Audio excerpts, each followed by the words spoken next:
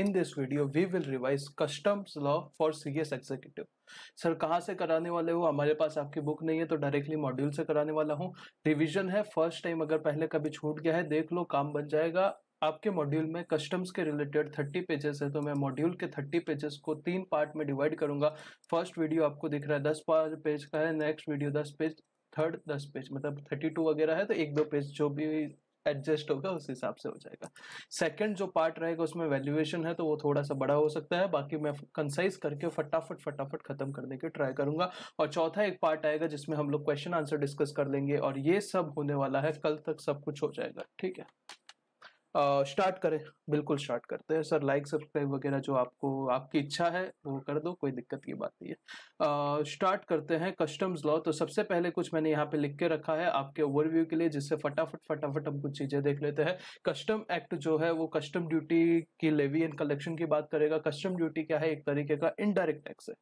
क्या है सर? एक तरीके का इनडायरेक्ट टैक्स है, जो इसको बोला जाता है कस्टम। किसके ऊपर लगता है? अगर कोई व्हीकल, पैसेंजर, गुड्स वगैरह इंडिया में एंट्री लेता है या फिर इंडिया से एग्जिट करता है इनटू इंडिया, या फिर आउटसाइड इंडिया, मतलब एग्जिट करता है या एंट्री करता है, मतलब इंपोर्ट या एक्सपोर्ट होता है, तो उसके ऊपर क्या लगेगा?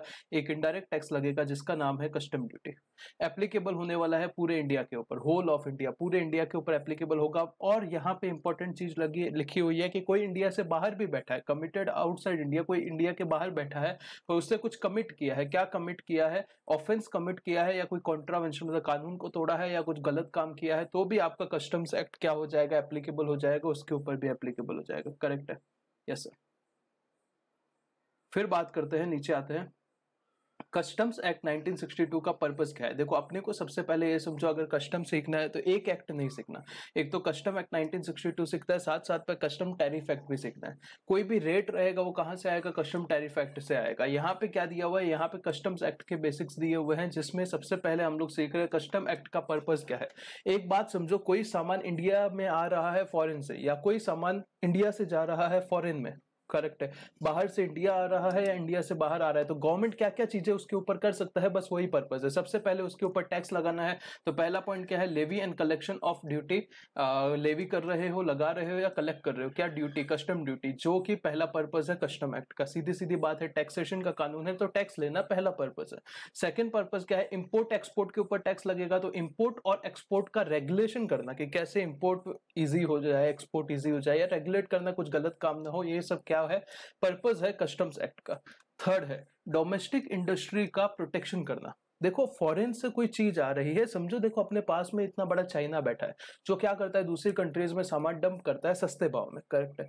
तो इंडिया की जो इंडस्ट्री है उसको डैमेज ना हो, इसके लिए गवर्नमेंट को क्या करना पड़ेगा? कुछ कदम उठाने पड़ेंगे। वो भी ये पर्पस है कि डोमेस्टिक इंडस्ट्री को प्रोटेक्शन करना भी कस्टम्स एक्ट का एक पर्पस है। चौथा, स्मगलिंग को प्रिवेंट करना। भाई स्मगलिंग नहीं, बट इंपोर्ट एक्सपोर्ट का मामला है, वाटर का मामला है, सी का मामला है, भाई ड्रग्स, डायमंड वगैरह का स्मगलिंग ना हो, तो ये भी किसका काम है? कस्टम एक्ट 1962 का एक पर्पस है। और पांचवा है फॉरेन एक्सचेंज का कंजर्वेशन करना। बाहर से जो फॉरेन एक्सचेंज आएगा उसको कंजर्व करना, ये भी एक क्या काम है? कस्टम्स एक्ट 1962 का एक पर्पस है। 5 पर्पस है सर, कैसे याद रखे? बड़ा ही सिंपल है। सबसे पहले तो टैक्स लगेगा, वो टैक्स का लेवी कलेक्शन करो। दूसरा क्या पर्पस है? बहुत ही सिंपल पर्पस है भाई, इंपोर्ट एक्सपोर्ट पे टैक्स लगने वाला है, तो इंपोर्ट एक्सपोर्ट को रेगुलेट कर दो। इंपोर्ट एक्सपोर्ट होगा तो पैसा आएगा, पैसा आएगा तो फॉरेन एक्सचेंज जो आएगा उसका कंजर्वेशन करो।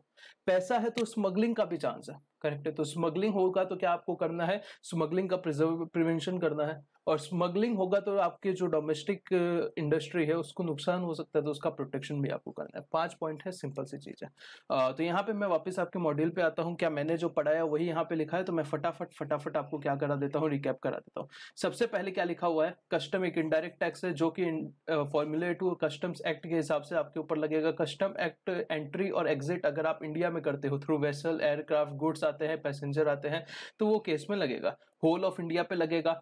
पर अगर कोई आउटसाइड इंडिया बैठा है जिसने कोई ऑफेंस किया है या कॉन्ट्रावेंशन किया है तो भी लग जाएगा, ठीक है। पर्पस क्या है? Levy collection, import export, domestic industry, smuggling और फॉरेन एक्सचेंज, जो है सर कि मैंने आपको याद कराया, ठीक है। फिर यहाँ पे सेक्शन लिखे हुए हैं, सेक्शन याद करने की मुझे नहीं लगता जरूरत है। एक एक सेक्शन कहाँ से लेके कौन सा कहाँ तक कौन कौन से सेक्शन एप्लीकेबल है जो जरूरी है, हम लोग नीचे देखते जाएंगे, ठीक है।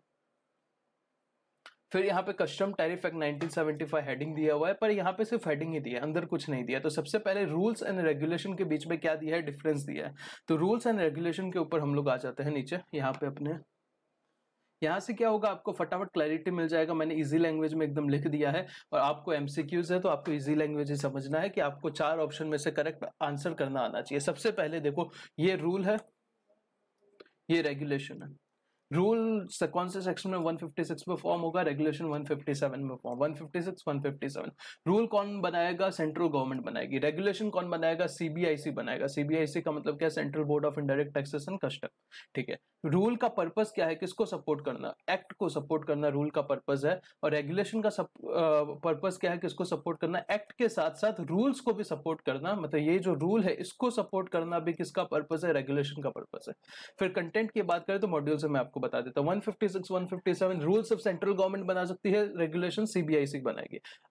रूल का पर्पस क्या है, एक्ट को सपोर्ट करना। रेगुलेशन का पर्पस क्या है, एक्ट के साथ साथ रूल्स को भी सपोर्ट करना, ठीक है।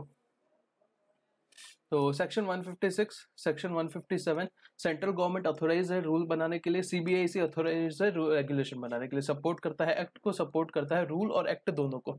तो रूल्स किसके लिए बनाएंगे, तो ट्रांजैक्शन वैल्यू टीवी, जो अपना सेक्शन 15 होता था ना जीएसटी में, वैसा ही यहाँ पे असेसेबल वैल्यू होता है, तो ट्रांजैक्शन वैल्यू के रिलेटेड। या चार्जेबिलिटी ऑफ कोई एक्सेसरीज है, या कोई रिपेयर मेंटेनेंस हो रहा है, कोई स्पेयर पार्ट है उसका रिपेयर एंड मेंटेनेंस हो रहा है, तो वो केस में रूल बना देंगे। डिटेंशन, किसी गुड्स का डिटेंशन कर रहे हो या कॉन्फिस्केशन कर रहे हो तो उसके रिलेटेड। कोई गुड्स मेंशन है शिपिंग बिल में, ये सब क्या होता है, डॉक्यूमेंट्स होते हैं, किसके लिए, एक्सपोर्ट इंपोर्ट के लिए। बिल ऑफ एक्सपोर्ट है, बट इधर नॉट एक्सपोर्टेड और एक्सपोर्टेड एंड सब्सिक्वेंटली लैंडेड, या तो आपने एक्सपोर्ट ही नहीं किया, या बट एक्सपोर्ट किया पर बाद में वापस रीलैंड हो गया, वापस इंडिया में आ गया, तो ये सब चीजों के लिए क्या बनेगा, रूल बनेगा। सिर्फ 4 पॉइंट है, सुन लो। पहला टीवी है, फिर accessories, repair and maintenance of spare part, दूसरा डिटेंशन या कॉन्फिस्केशन हो रहा है गुड्स का वो, या शिपिंग बिल या बिल ऑफ एक्सपोर्ट में कोई गुड्स मेंशन है जो कि आप एक्सपोर्ट कर रहे हो, एक्सपोर्ट नहीं कर रहे हो, इधर नॉट एक्सपोर्टेड, एक्सपोर्ट करके वापस रिलैंड कर रहे हो, तो वो केस में आपका रूल के रिलेटेड ही कंटेंट है। और रेगुलेशन के रिलेटेड कंटेंट में क्या है कि कोई बिल ऑफ एंट्री का फॉर्म है, या शिपिंग बिल का फॉर्म है, या बिल ऑफ एक्सपोर्ट का फॉर्म है, या इंपोर्ट एंड एक्सपोर्ट मैनिफेस्टेशन का फॉर्म है, या फिर form and manner making applicable for refund of duty, कोई रिफंड आपको लेना है जो पहले ड्यूटी पे कर दिया था उसका कोई फॉर्म एंड मैनर बनाना है, या फिर condition for transshipment and removal, या ट्रांसशिपमेंट वगैरह क्या होता है नीचे दिया, तो इसके रिलेटेड कुछ कंडीशन वगैरह, तो ये रेगुलेशन के थ्रू हो जाएगा। ये फटाफट देख लिया। अभी हम लोग आते हैं डेफिनेशन के ऊपर। डेफिनेशन में पहली डेफिनेशन है एडजुडिकेटिंग अथॉरिटी। एडजुडिकेटिंग अथॉरिटी का मतलब क्या हो जाता है, कोई भी अथॉरिटी जिसके कॉम्पिटेंट है, मतलब जो कि कैपेबल है, किसके लिए कैपेबल है कि कोई तरीके का डिसीजन या ऑर्डर दे सके ये कानून के अंदर। पर ये लोग नहीं आएंगे एडजुडिकेटिंग अथॉरिटी में। सबसे पहले बोर्ड, मतलब जो अपना सीबीआईसी है वो, कमिश्नर ऑफ अपील या अपीलेट ट्रिब्यूनल, ये 3 लोग आपका एडजुडिकेटिंग अथॉरिटी में नहीं आएंगे। बोर्ड, सीबीआईसी, कमिश्नर अपील और appellate authority. Second, assessment. Assessment का मतलब क्या होता है, जो आपका चेकिंग होता है, आप क्या करना है, डिटर्मिनेशन करना है dutiable of any goods and amount of duty. सबसे पहले कौन सा गुड्स है, उसके ऊपर कितना ड्यूटी लगेगा, टैक्स लगेगा, सेस लगेगा, या कोई और अमाउंट पे करना है, इफ अंडर दिस एक्ट और कस्टम टैरिफ एक्ट में, ठीक है, और अंडर कोई और कानून में। तो ये सब या इंक्लूड होगा प्रोविजनल असेसमेंट भी। असेसमेंट के अंदर provisional assessment, self assessment, reassessment and any assessment in which duty assesses nil, कोई ऐसा असेसमेंट जिसमें ड्यूटी 0 बढ़ना है, मतलब हर तरीके के असेसमेंट इंक्लूड हो जाएंगे। और आपको क्या करना है, ऐसा डिटर्मिनेशन हुआ जिसके अंदर आपको ड्यूटी टैक्स वगैरह भरना पड़ा है, तो ये आपका असेसमेंट का डेफिनेशन है, ठीक। बैगेज का मतलब क्या होता है, बैगेज का डेफिनेशन में कुछ नहीं लिखा। Baggage include unaccompanied baggage but does not include motor vehicle. अभी के लिए आप इतना समझ लो, बैगेज का मतलब क्या होता है, आप फॉरेन से आ रहे हो, आते टाइम अपने साथ कुछ सामान वामान लाओगे ना, अपना कपड़ा बैग वैग लाओगे, वही आपका क्या है, बैगेज है। कन्वेंस का मतलब क्या होता है, अगर आप पानी से आ रहे हो तो वेसल आपका कन्वेंस है, अगर आप हवा से आ रहे हो तो एयरक्राफ्ट आपका कन्वेंस है, अगर आप लैंड से आ रहे हो तो आपका व्हीकल आपका कन्वेंस है, ठीक है। कस्टम एरिया, कस्टम पोर्ट और कस्टम स्टेशन का मतलब क्या होता है, फटाफट दिखा देता हूँ, स्क्रीनशॉट ले लेना।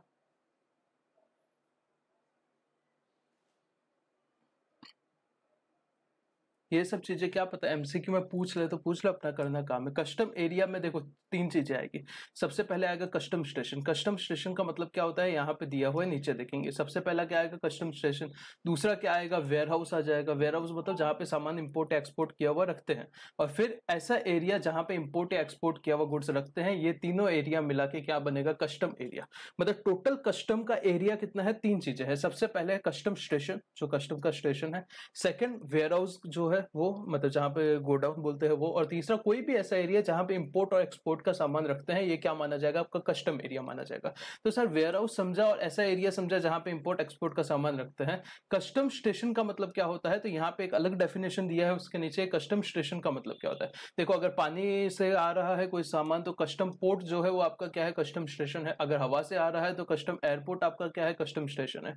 अगर कुरियर वुरियर के रिलेटेड कोई चीज है, तो अगर कुरियर वगैरह के रिलेटेड चीज है, तो जो इंटरनेशनल कुरियर टर्मिनल है वो आपका क्या है, कस्टम स्टेशन है। फिर कोई पोस्ट ऑफिस के रिलेटेड फॉरेन पोस्ट ऑफिस जो है वो आपका क्या है, कस्टम स्टेशन है। और एक और पॉइंट है, एक सेकंड,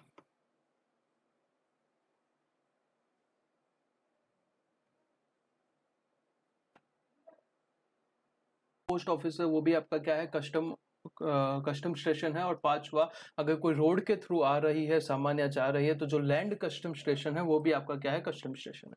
सिंपल सी चीजें देखो, अगर पानी के थ्रू आ रही है तो जो कस्टम पोर्ट है। सेकंड, अगर हवा के थ्रू आ रही है तो कस्टम एयरपोर्ट है। अगर रोड के थ्रू आ रही है तो लैंड कस्टम स्टेशन। अगर कोई कुरियर आ जा रहा है तो इंटरनेशनल कुरियर टर्मिनल। और अगर कोई पोस्ट ऑफिस के थ्रू जा रहा है तो फॉरेन पोस्ट ऑफिस। ये पांच चीजें क्या है, आपका कस्टम स्टेशन है। तो अभी नेक्स्ट आपका आता है कस्टम पोर्ट का मतलब क्या होता है, सर वो बताओ। तो कस्टम पोर्ट का भी डेफिनेशन दिया है, जो कि कुछ खास नहीं है। जो सेक्शन 7A कोई है आगे उसमें अपॉइंटेड है, वो आपका एक कस्टम पोर्ट बन जाएगा। और कोई इनलैंड कंटेनर डेपो है, वो भी आपका क्या मान लिया जाएगा, कस्टम पोर्ट मान लिया जाएगा। तीन डेफिनेशन क्लियर है। कस्टम एरिया क्या होता है, कस्टम स्टेशन क्या होता है, और कस्टम पोर्ट क्या होता है। ये तीनों डेफिनेशन हम लोग ने यहाँ से कवर कर लिया। ये देखो, कस्टम पोर्ट, कस्टम स्टेशन और कस्टम एरिया।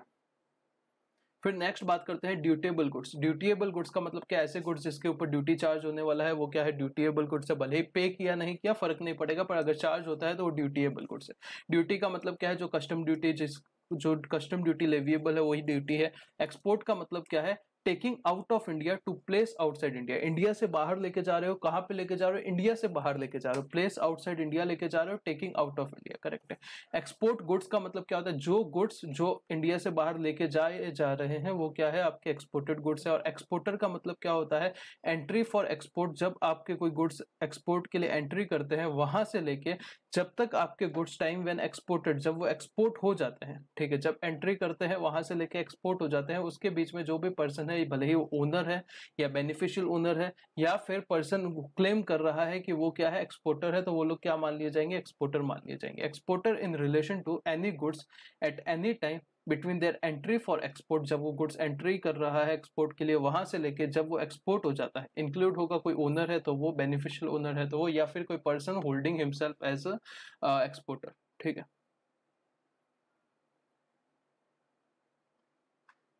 फिर फॉरेन गोइंग वेसल या एयरक्राफ्ट का डेफिनेशन का मतलब, नाम से देखो ना, क्या करिए, कोई वेसल है या कोई एयरक्राफ्ट है जो कहाँ जा रहा है, फॉरेन में जा रहा है।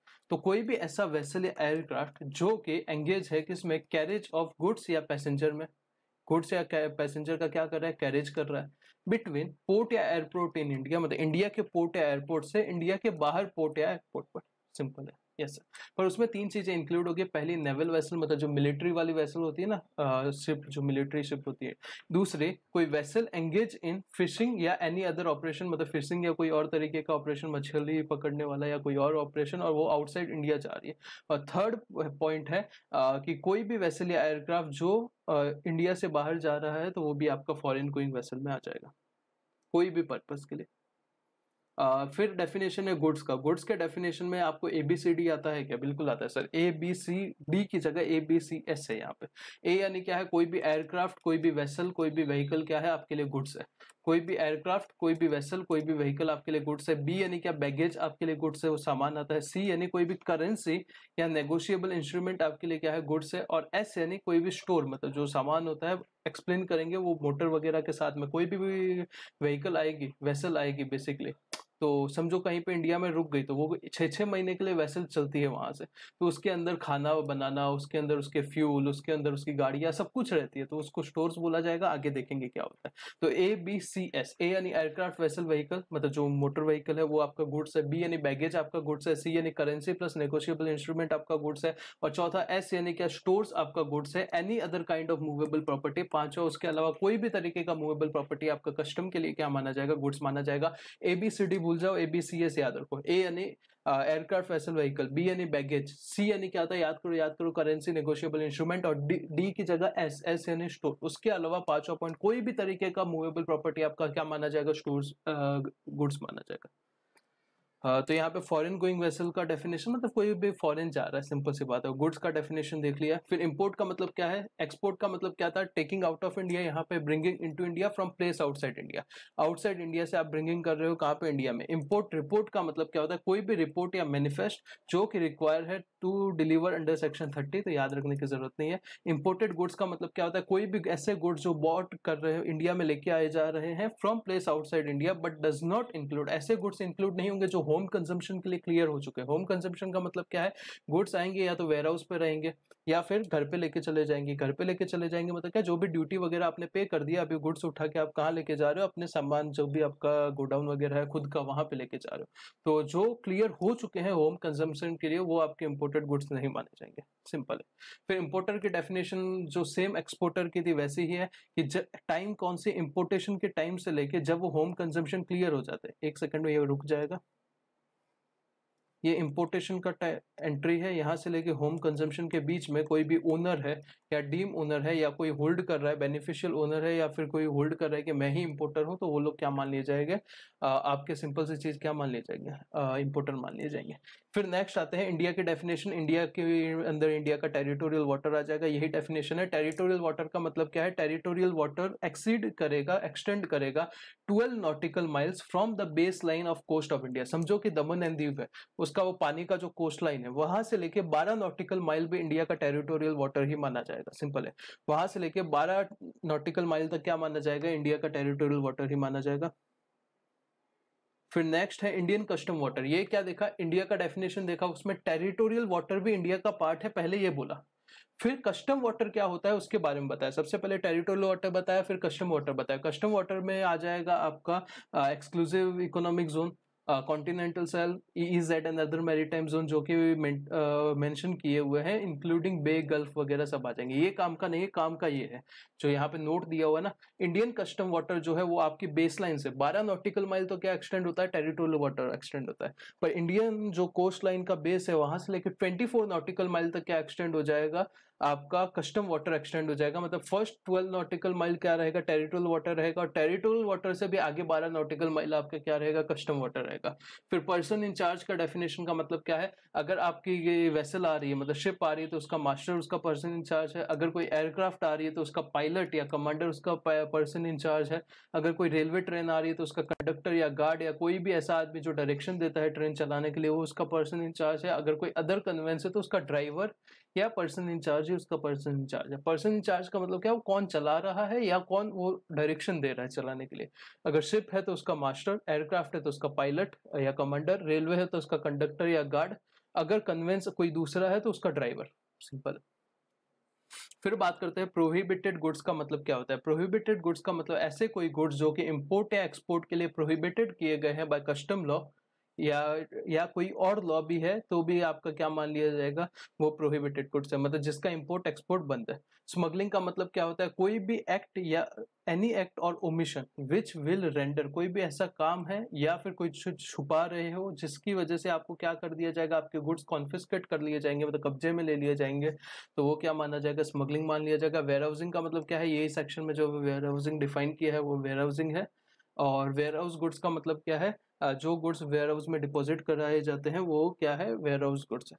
तो यहाँ पे सिर्फ 4-5 डेफिनेशन जो ऊपर गया है उसमें इंपॉर्टेंट है, बाकी सब तो मैंने मॉड्यूल करा रहा हूँ, तो मेरा काम है सब फटाफट रीड कराना, बस मैंने रीड करा है।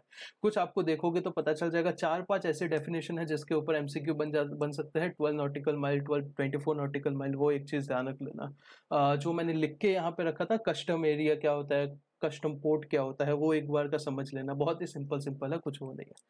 स्टार्ट करते हैं। Levy and collection of custom duty. Levy का मतलब क्या होता है, कोई भी चीज का चार्ज लगा रहे हो। कलेक्शन का मतलब क्या, पैसे को कलेक्ट कर रहे हो। कस्टम ड्यूटी का कैसे करोगे। सबसे पहले गुड्स कब लायबल होंगे इंपोर्ट या एक्सपोर्ट ड्यूटी के लिए, जब या तो आप उसको इंपोर्ट करोगे इंडिया में या उसको एक्सपोर्ट करोगे इंडिया से। सिंपल सी बात है। Yes sir. लेवी एक ऐसा स्टेज है जहां पे डिक्लेरेशन होता है लाइबिलिटी का और ड्यूटी का। अगर वो पर्सन अगर is made and the person और properties in respect of which the duty is levied is identified. अगर वो पर्सन या प्रॉपर्टी आइडेंटिफाइड हो जाती है तो उसके ऊपर क्या होगा, लेवी लगेगा, मतलब चार्ज लगेगा टैक्स का। अगर सेंट्रल गवर्नमेंट चाहे तो वो पब्लिक इंटरेस्ट में क्या कर सकता है, ऑफिशियल गजेट में नोटिफिकेशन डाल देगा और एग्जेम्प्ट कर देगा, या तो जनरली पूरी तरीके से एब्सोल्युटली, या फिर सब्जेक्ट टू कंडीशन, या तो पूरा का पूरा कर देगा या फिर कुछ कंडीशन लगा के कर देगा, या तो विदाउट कंडीशन या कंडीशन के साथ। एज मे बी स्पेसिफाइड, वो नोटिफिकेशन में लिखा रहेगा क्या क्या कंडीशन है। Goods of the specified description from the whole, या तो पूरा का पूरा एग्जाम्प्ट कर देगा या पार्ट एग्जाम्प्ट कर देगा। किससे, कस्टम ड्यूटी से। क्या बोला है, सबसे पहले बोला लेवी लगेगा, फिर बोलेगा अगर गवर्नमेंट चाहे तो ऑफिशियल गजेट में नोटिफिकेशन डाल के क्या कर सकता है, एग्जाम्प्ट कर सकता है। या तो एब्सोल्युटली एग्जाम्पशन दे देगा विदाउट एनी कंडीशन, या फिर कंडीशन के साथ देगा। कंडीशन कहाँ बताया रहेगा, आपका नोटिफिकेशन में लिखा रहेगा कि ये गुड्स को ऐसे ऐसे कंडीशन मिलेगा, या तो पूरा का पूरा एग्जाम्पशन मिल जाएगा या पार्टली मिल जाएगा, तो 50% एग्जाम्पशन मिल जाएगा। और एग्जाम्पशन कैसे मिलेगा, ऑफिशियल नोटिफिकेशन में वो डाल देंगे, ऑफिशियल गजेट में। An exemption notification cannot be withdrawn and duty cannot be demanded with retrospective effect। आपका जो exemption withdraw notification, जिससे आपका टैक्स आप माफ कर रहे हो, वो विड्रॉ नहीं कर सकते और ड्यूटी नहीं लगा सकते रेट्रोस्पेक्टिव इफेक्ट से। मतलब पहले आपने बोला हुआ था कि एग्जाम्पशन मिलेगा, 10 साल तक एग्जाम्पशन दिया, 11वें साल में बोलते हो कि पिछले 10 साल का सब टैक्स भरो, ऐसा नहीं कर सकते। फिर सेक्शन 12 आपका क्या है, चार्जिंग सेक्शन है। कस्टम एक्ट 1962 का चार्जिंग सेक्शन है। चार्जिंग सेक्शन आपको पता है क्या होता है, जिसके थ्रू चार्ज लगाते हैं वो टैक्स का। जो क्या बोलता है, as per this section custom duty जो है वो इम्पोज होगा किसके ऊपर, ऐसे गुड्स के ऊपर जो इम्पोर्ट हो रहा है, एक्सपोर्ट हो रहा है। सिंपल सी बात है। जिस कौन सी रेट से लगेगा, सबसे पहले चार्ज किसके ऊपर है, इम्पोर्ट एक्सपोर्ट के ऊपर है। फिर रेट कहाँ से लाओगे, कस्टम टैरिफ एक्ट से रेट लाओगे, या फिर कोई और वो टाइम पे कानून रहेगा। अभी कस्टम टैरिफ एक्ट है, फिर नया कानून गवर्नमेंट लेके आ गई तो वो कानून के हिसाब से। तो ये सेक्शन को एनालाइज करते हैं तो सबसे पहले लिखा है कस्टम ड्यूटी लेवी होगा इंपोर्ट के ऊपर या एक्सपोर्ट के ऊपर। दूसरा लिखा है कि levy is subject to other provision of this act और एनी अदर लॉ। ठीक है। रेट कहाँ से लाओगे, कस्टम टैरिफ एक्ट से लाओगे, और अगर गवर्नमेंट चाहे तो उसको एग्जाम्प्ट कर सकता है, गवर्नमेंट के ऊपर है। फिर कस्टम टैरिफ एक्ट जो है ना, उसमें 2 शेड्यूल है। 2 शेड्यूल है, सिंपल सी चीज है, एमसीक्यू में क्या पता पूछ ले, ध्यान रखो। शेड्यूल 1 में इंपोर्ट के रिलेटेड टैरिफ दिया हुआ है, रेट्स दिए हुए हैं, और शेड्यूल 2 में एक्सपोर्ट के रिलेटेड टैरिफ दिए हुए हैं। 1 में क्या इंपोर्ट, सेकंड में क्या एक्सपोर्ट। 1 में क्या अंदर आ रहा है, सेकंड में क्या बाहर जा रहा है। ठीक है। फिर टाइप्स ऑफ कस्टम ड्यूटी के बारे में बात करते हैं। 10 टाइप की कस्टम ड्यूटी है, 10 अलग अलग टाइप के। मेरी गारंटी है सब कुछ याद हो जाएगा, कोई प्रॉब्लम नहीं। सबसे पहले बात करते हैं basic custom duty. Basic custom duty का क्या मतलब होता है, जो बेसिक टैक्स लगने वाला है उसकी बात करने वाले हैं। तो जो सेक्शन 14 में हम लोग वैल्यू निकालेंगे, वो वैल्यू के ऊपर 10% मल्टीप्लाई कर दो, ये आपका क्या हो जाएगा, बेसिक कस्टम ड्यूटी हो जाएगा। बेसिक कस्टम ड्यूटी या तो स्टैंडर्ड रेट लगेगा या प्रेफरेंशियल रेट लगेगा। प्रेफरेंशियल रेट का मतलब क्या होता है, कोई ऐसे गवर्नमेंट ने एरिया बनाए हुए हैं, समझो इंडिया का कोई दोस्त कंट्री है, तो उधर से आप अगर इंपोर्ट कर रहे हो तो हम आपको प्रेफरेंशियल रेट देंगे, मतलब कंसेशनल रेट लगा देंगे, 10 की जगह 5 लगा देंगे, 7 लगा देंगे, जो भी होगा, मैं हाइपोथेटिकल बोल रहा हूँ। तो या तो देखो, सबसे पहले क्या बोला कि बीसीडी क्या होगा, आपका जो वैल्यू है उससे मल्टीप्लाई कर दो, रेट आपका बीसीडी आ जाएगा। सेकंड क्या बोला, या तो स्टैंडर्ड रेट लगेगा जो 10% है, या फिर प्रेफरेंशियल रेट लग जाएगा। थर्ड, प्रेफरेंशियल रेट किसको बताना है कि मैंने प्रेफरेंशियल जगह से इंपोर्ट किया है, उसका ओनर्स, उसका रिस्पॉन्सिबिलिटी वो गुड्स के ओनर के पास है, जो इंपोर्ट कर रहा है उसके पास है, या एक्सपोर्ट कर रहा है उसके पास है, मतलब जो ड्यूटी पे कर रहा है उसके पास है। ठीक है, मतलब उसके ऊपर रिस्पॉन्सिबिलिटी है। onus is on the person to substantiate with the supporting evidence that the goods are chargeable to a preferential rate of duty। Simple है। और अगर आप इंपोर्ट कर रहे हो प्रेफरेंशियल एरिया से, as may be specified by government, जो government specify करती है, ये प्रेफरेंशियल एरिया है। सबसे पहला बीसीडी समझा, बेसिक कस्टम ड्यूटी। सेकंड क्या है, एडिशनल कस्टम ड्यूटी। ये वो बेसिक ड्यूटी लगाया, अभी कहाँ लगा रहे, क्या लगा रहे, एडिशनल ड्यूटी लगा रहे हैं, जिसको काउंटर वेलिंग ड्यूटी, सीवीडी भी बोला जाता है। क्या है, देखो सिंपल सी बात समझो, पहले इंडिया में लगता था एक्साइज ड्यूटी। एक्साइज ड्यूटी किसके ऊपर लगता था, मैन्युफैक्चर के ऊपर लगता था। मैंने बहुत अच्छे से चिल्ला चिल्ला के क्लास में समझाया था, मैन्युफैक्चर के ऊपर लगता था। तो समझो कोई गुड्स मैन्युफैक्चर हुआ है चाइना में, उधर समझो लगता ही नहीं है एक्साइज। उन्होंने 10 रुपए में बना दिया, इंडिया में 50 रुपए में बना, उसके ऊपर इंडिया में एक्साइज लग रहा है, उनके ऊपर सिर्फ कस्टम लग रहा है। करेक्ट है। तो उसकी वजह से क्या प्रॉब्लम हो रहा है कि इंडिया वाले एक्साइज भर रहे, पर वो लोग इंडिया में ला रहे, इसकी वजह से वो एक्साइज भर ही नहीं रहे। तो गवर्नमेंट ने क्या बोला कि अगर हमारे वाले एक्साइज भरेंगे तो तुम भी एक्साइज भरोगे। तो उसके लिए हमने काउंटर वेलिंग ड्यूटी निकाला। किसके लिए निकाला? जो एक्साइज ड्यूटी का अमाउंट है इंडिया में जो प्रोड्यूस होते हैं जिसके ऊपर एक्साइज जितना लगता है उतना हम तुम्हारे ऊपर भी लगाएंगे, ठीक है। तो जीएसटी रिजाइम में अगर आपको पता रहेगा तो एक्साइज तो निकाल दिया है, तो यहाँ से भी एक्साइज निकाल दिया है, उसकी जगह पे क्या लगेगा? IGST लगेगा। पर कुछ ऐसे प्रोडक्ट है जैसे अल्कोहल हो गया, अल्कोहल फॉर ह्यूमन कंजम्पशन, या पेट्रोलियम के प्रोडक्ट हो गए जिसके ऊपर अभी आज तक जीएसटी नहीं लगता, तो वो केस में ये CVD लगेगा, जैसे यहाँ पे लिखा हुआ है। और चौथा पॉइंट क्या है? In case invert taxable supplies are in nature of imported goods. अगर आपने क्या किया, जो इनवर्ट टैक्सेबल सप्लाई जिसके ऊपर IGST पे किया है, आपने इंपोर्ट किया, तो उसका क्रेडिट भी मिल जाएगा, प्रोवाइडेड आपने वो जो इंपोर्ट किया उसको इंडिया में कुछ मैन्युफैक्चर वगैरह करके आउटवर्ड उसका सप्लाई कर दिया, तो उसका क्रेडिट भी मिल जाएगा, कोई प्रॉब्लम नहीं है। तो सबसे पहले BCD पढ़ा जो कि बहुत सिंपल है। CVD क्या है? एडिशनल कस्टम ड्यूटी या काउंटर वेलिंग ड्यूटी कब लगेगा? एक्साइज के रिलेटेड लगा है कि अगर इंडिया में एक्साइज लग रहा है तो तुम्हें भी भरना पड़ेगा। फिर नेक्स्ट है एडिशनल ड्यूटी, जिसको स्पेशल एडिशनल ड्यूटी भी बोला जाता है। ये वैट की जगह पे लगा है। वैट क्या था? सेल्स टैक्स था। CST या वैट टैक्स मैंने जो समझाया था आपको, अगर यहाँ पे वैट लग रहा है इंडिया में, तो तुम्हें भी क्या करना पड़ेगा? तुम्हारी जो टैक्स की अमाउंट है उसके ऊपर तुम्हें भी वैट देना पड़ेगा, जिसका नाम ये रखा हुआ है स्पेशल एडिशनल ड्यूटी। अभी जैसे सेम प्रॉब्लम है कि वैट और सेल्स टैक्स है नहीं, तो उसकी जगह क्या लग जाएगा? GST लग जाएगा। पर कुछ ऐसे प्रोडक्ट है जिसके ऊपर आज GST नहीं लगता, तो उसके ऊपर अभी भी यही लगेगा, स्पेशल एडिशनल ड्यूटी। तो यहाँ पे देखो, सबसे पहले BCD अगर आपको दिख रहा है तो 10% रेट दिया है, लीगेसी रेट दिए हुए हैं। CVD का कैसे निकालना है? जो आपका असेसेबल वैल्यू है उसके ऊपर आपको बेसिक कस्टम ड्यूटी ऐड करना है, जो दोनों का अमाउंट आएगा उसके ऊपर क्या लगाना है? CVD लगाना है 12%। मतलब सबसे पहले वैल्यू निकालना है या दिया रहेगा जो भी, उसके ऊपर आपको बेसिक कस्टम ड्यूटी लगाना है, वो दोनों के टोटल के ऊपर आपको क्या लगाना है? CVD लगाना है। जैसे आपका वो हेल्थ एंड एजुकेशन सेस होता है ना, पहले टैक्स लगता है उसके ऊपर सरचार्ज लगता है, दोनों के टोटल के ऊपर हेल्थ एंड एजुकेशन सेस लगता है, करेक्ट है। फिर यहाँ पे क्या लिखा? Now CVD and SAD have been subsume under GST, तो and only BCD is applicable. IGST applicable होगा on assessable value plus BCD। तो इसके ऊपर अगर CVD नहीं लग रहा है तो IGST लगेगा। पर कुछ ऐसे प्रोडक्ट होते हैं जिसमें आज भी GST नहीं लगेगा, तो उसके केस में क्या लगेगा? CVD लगेगा। फिर SAD कैसे लगेगा? जो आपका BCD है प्लस CVD है प्लस सेस है, तीनों के टोटल के अमाउंट के ऊपर 4% क्या लग जाएगा? SAD लग जाएगा, जो कि यहाँ पे आपका समझाया हुआ है। फिर यहाँ पे क्या लिखा हुआ है? यहाँ पे लिखा हुआ है कि अगर कोई प्रोडक्ट के ऊपर GST नहीं लगता तो वो केस में CVD और SAD ही लगेगा, सिंपल सी बात है।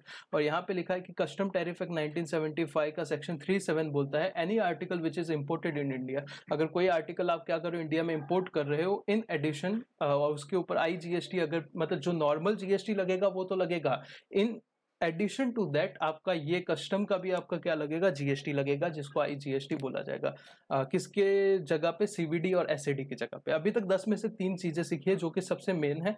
सबसे पहले BCD लगता है, सिंपल सी बात है। फिर एक्साइज की जगह पे टैक्स लगेगा, ठीक है। और तीसरा क्या? वैट की जगह पे या सेल्स टैक्स की जगह पे क्या लगेगा? टैक्स लगेगा। यहाँ पे 12% है, यहाँ पे 4% है, ऊपर कितना है? 10% है BCD, ठीक है। फिर GST कंपेंसेशन सेस आपको समझाया था, कुछ प्रोडक्ट के ऊपर गवर्नमेंट कंपेंसेशन करने के लिए और GST कंपेंसेशन सेस लगाती है। वैसे प्रोडक्ट अगर आप इंपोर्ट करते हो तो उसके ऊपर GST कंपेंसेशन सेस भी लगेगा। फिर पांचवा प्रोडक्ट क्या है? पांचवा ड्यूटी कौन सा है? Protective duty. नाम से ही देखो ना क्या कर रहा है, प्रोटेक्टिव ड्यूटी।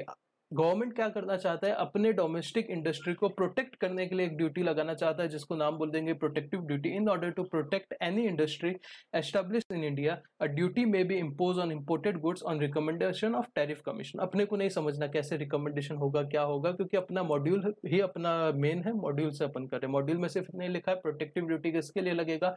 इंडस्ट्री को प्रोटेक्ट करने के लिए लगेगा, खत्म। फिर सिक्स्थ है सेफगार्ड ड्यूटी। सेफगार्ड ड्यूटी क्या है? सेफगार्ड ड्यूटी समझो एक बार। सेंट्रल गवर्नमेंट इंपोज करेगा safeguard duty on specified imported goods. सिर्फ स्पेसिफाइड इंपोर्टेड गुड्स, पहला पॉइंट हो गया, ठीक है।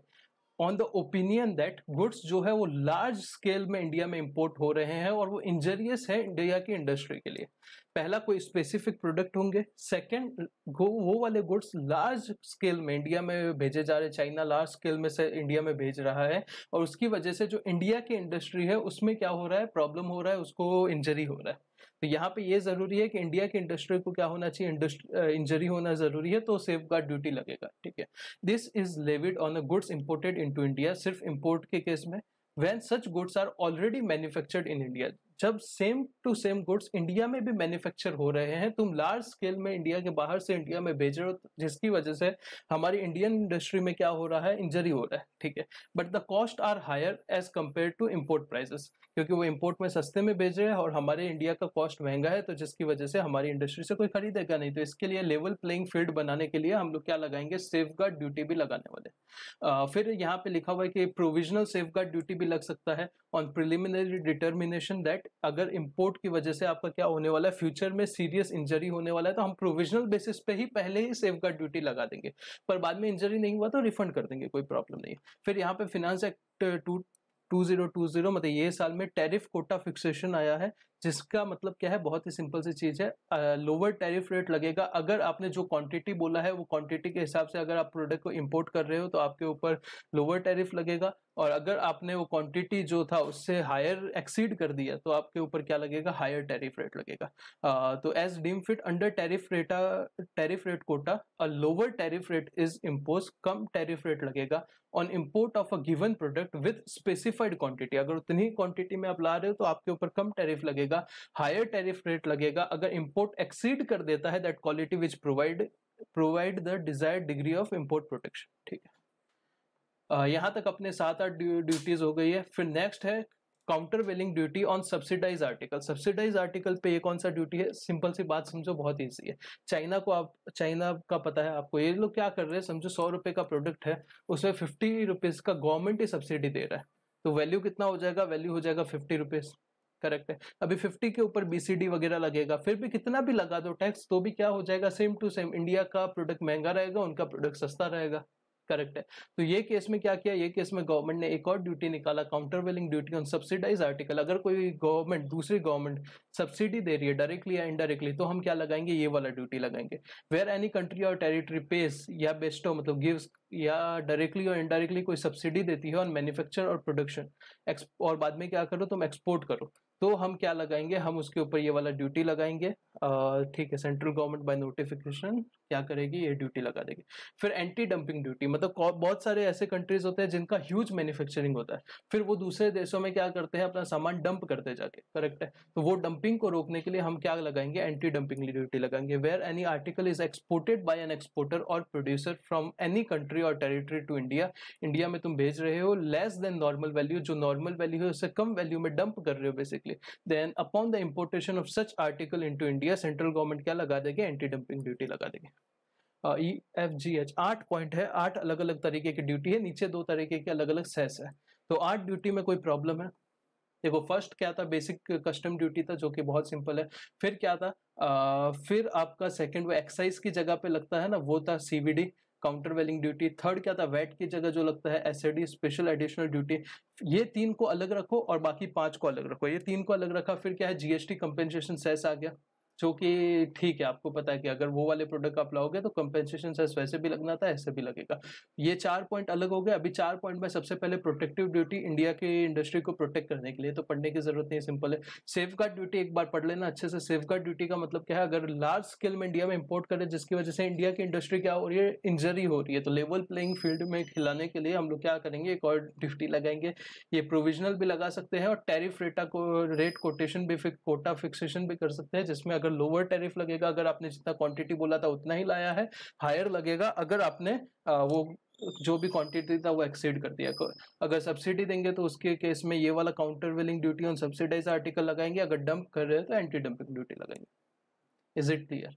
मैं बहुत फास्ट जा रहा हूँ पर आपके लिए, आपको खुद को मजा आ रहा रहेगा, इतने कम टाइम में इतना खत्म हो रहा है। दैट इज के ऊपर social welfare surcharge on imported goods, मतलब ये सिर्फ किसके ऊपर लगेगा, इम्पोर्टेड गुड्स के ऊपर ही लगेगा, एक्सपोर्ट पे नहीं लगेगा। तो सबसे पहला लाइन वही लिखा है कि इम्पोर्टेड गुड्स के ऊपर लगेगा। फर्स्ट शेड्यूल में इम्पोर्टेड गुड्स आते हैं। रेट क्या है, 10%, जो BCD का रेट है वही 10% है, पर किसके ऊपर 10% लगेगा, total aggregate of duties, taxes and cess, मतलब total tax, total duty, total cess which are levied and collected under central government. ये ध्यान रखने की जरूरत नहीं, किसके ऊपर नहीं लगेगा वो ध्यान दे दो, तो बाकी सबके ऊपर लगेगा। पहला सेफ गार्ड ड्यूटी पे नहीं लगेगा, दूसरा काउंटर वेलिंग ड्यूटी के ऊपर नहीं लगेगा, थर्ड एंटी डंपिंग ड्यूटी के ऊपर नहीं लगेगा, चौथा GST कंपोनेंट पे नहीं लगेगा। GST पे नहीं लगेगा, एंटी डंपिंग पे नहीं लगेगा, काउंटर वेलिंग पे नहीं लगेगा, सेफ गार्ड पे नहीं लगेगा। सिंपल है।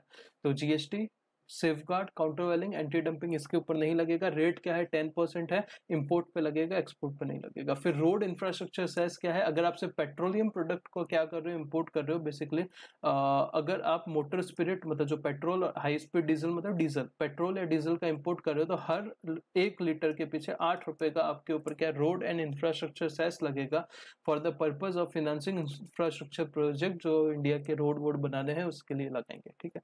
Introduction of health and education cess, ये यही साल से लगा है तो इसके ऊपर क्वेश्चन पूछने का चांस है। शांति से समझो, बहुत ही सिंपल सी चीज है। ये जो सैलिएंट फीचर है ना, बस ये इतना देख लो, इसमें से क्वेश्चन पूछा जा सकता है। सबसे पहले रेट क्या रहेगी, 5% रहेगी। किसके ऊपर, असेसिबल वैल्यू के ऊपर 5% रहेगी। जो वैल्यू है उसके ऊपर 5% आपके क्या रहेगी, हेल्थ एंड एजुकेशन सेस है। हेल्थ सेस, सिर्फ हेल्थ सेस है, सॉरी वो आदत हो गया ना इनकम टैक्स के, health and education cess. Health cess लगेगी कितना, 5% on assessable value. But medical device ऐसे जो कि बीसीडी से एग्जेम्प्ट है, वो वाले मेडिकल डिवाइस जो कि बीसीडी से एग्जेम्प्ट है, वो हेल्थ सेस पे उसके ऊपर हेल्थ सेस नहीं लगेगा। और थर्ड पॉइंट क्या है, health cess is not available, credit नहीं मिलेगा। मतलब अगर आपने एक बार हेल्थ सेस पे कर दिया उसका आपको क्रेडिट नहीं मिलने वाला है, ये ऐसे ही जाएगा। तो यहाँ से एमसीक्यू बनने का चांस है। सबसे पहला रेट 5% किसके ऊपर, असेसेबल वैल्यू के ऊपर।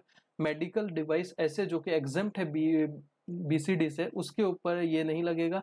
और थर्ड, इसका क्रेडिट नहीं मिलेगा। क्लियर है? Yes sir.